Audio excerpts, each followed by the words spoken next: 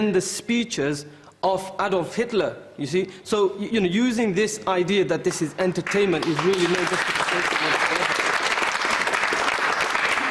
But hasn't more murder and mayhem and atrocity and war been caused from people reading the Holy Scriptures than ever watching a computer game? I think, in response to that, I think it's the way people misinterpret Holy Scripture. I don't think the Holy Scripture, well, you know, it's taken out of context, because really you have to look at the Holy Scripture in a holistic way, and it's only then that you can appreciate, you know, how to interpret it. Another debate, but an interesting thought, I think, as well. Giselle, in just a second, but I saw your hand shoot up. I was just going to say, like, it seems that this is an adult video games, and I believe that video games were invented for adults originally. I think that we're not putting enough trust in ourselves to not act violently. So I'm going to play a video game and instantly think, oh, I've got to go and kill someone. I don't think that's how it works. I don't think people are looking into it enough. Obviously, you're going to be predisposed to kill someone. Perhaps it'll give you some ideas around it. Perhaps you'll be a copycat killer. But I think, as well, people aren't putting enough trust in the youth to know right from wrong. Well, yeah, but Giselle, this is absolutely where Giselle must come in, because you lost your son, Stefan.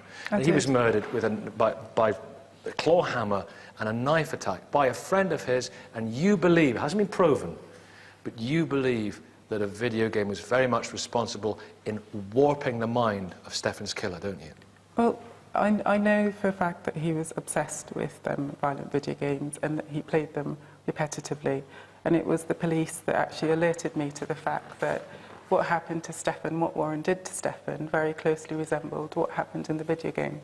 I didn't know that. As a mother, you don't think, oh, what are the factors that contributed to this act? So what do you think these games are doing to our society? What do you believe? Well, I think what ways are they changing that young people, and I hear everyone's point about adults, but the fact is the greatest consumers of these games are between 11 and 17, and they play the games for hours on end.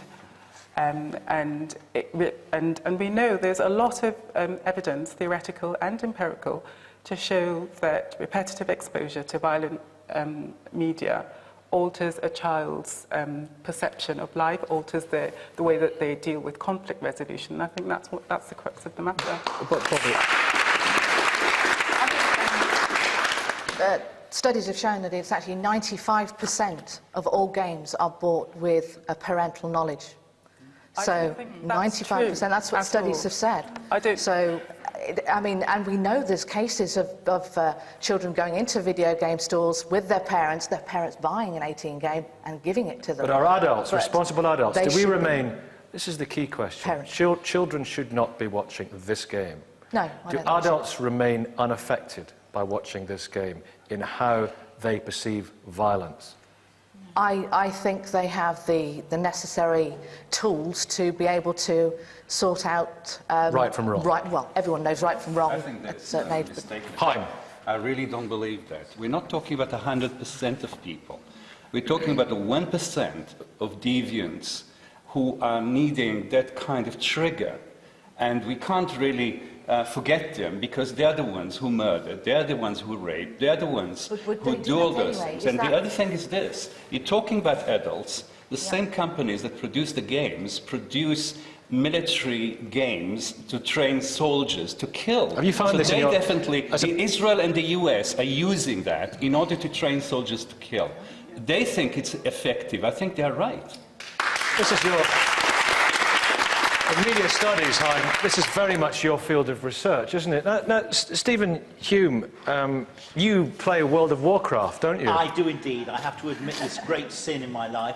Well, I just wonder, far too much time playing World of Warcraft. Is it a sin because, of course, in the Sermon on the Mount, Christ spoke about how to think something is as bad as to do something. And if you're trying to get to the next level, Bishop Stephen, by killing monsters, or indeed, don't make light of this, or killing people, explain to us, or pretending to kill people, just explain to us for a second the satisfaction you derive from pretending to kill people. I don't think it's actually the satisfaction of killing people or killing monsters or destroying a particular nasty life form. It's actually the whole fantasy world which you get into, and it's the role-playing which actually is the excitement, and actually discovering another world, and that's the whole attraction of World of Warcraft, which actually requires you to work with other people as well, because you're online with others.